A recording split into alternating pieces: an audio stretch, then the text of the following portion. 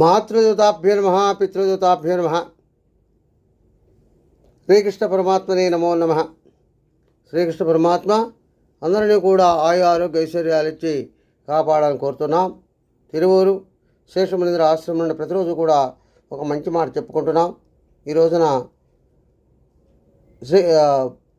భగవద్గీత నుండి 10వ అధ్యాయము 26వ శ్లోకము 25వ శ్లోకం గురించి కొద్దిగా విశ్లేషణ ఇచ్చుకుందాం. ఇక్కడ శ్రీకృష్ణ పరమాత్మ అర్జునునికి ఏ విధంగా చెప్తున్నాడంటే, ప్రకృతిలో నేను కొన్ని యొక్క విశేషమైన మనుషులు, వస్తువులు, వృక్షాలు ఉన్నటువంటి వాటిలో నేను ఎక్కువగా ఉంటాను. వాటితో సేవించినట్లయితే నన్ను సేవించినట్లుగానే భావించవచ్చు అని తెలియజేస్తుంది. అవి ఏమిటి అంటే, మహర్షులలో భృగు మహర్షిని, వాక్కులలో ఓంకారాన్ని, యజ్ఞాలలో జపరూపమైన యజ్ఞాన్ని, స్థావరంగా పదార్థాలు అంటే కదలకుండా ఉండే పదార్థాల్లో నేను హిమాలయ పర్వతాన్ని అని తెలియజేస్తుంది.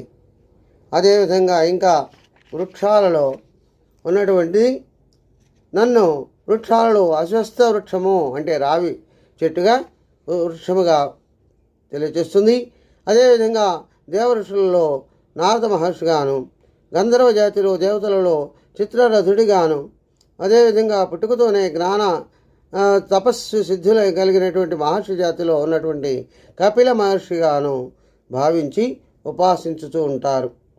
కాబట్టి ఈ విధంగా నన్ను గనుక చేసినట్టయితే, ఉపాసించినట్లయితే వారికి నేను త్వరగా కరుణా కటాక్షాలు పొందుతారు నన్ను సేవించినట్లయితే అని తెలియజేస్తుంది.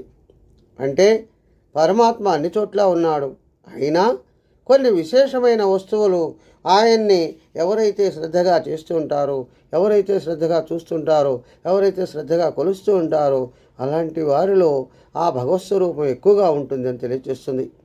కాబట్టి ఆ భగవత్స్వరూపం ఉన్నట్టు పరమాత్మ స్వరూపం ఎక్కడైతే ఉంటుందో ఆ స్థానాలలో కనుక మనం కొలిసినట్లయితే ఆ పరమాత్మ మనకు కరుణించి మనకు మంచిని కలగచేస్తాడు.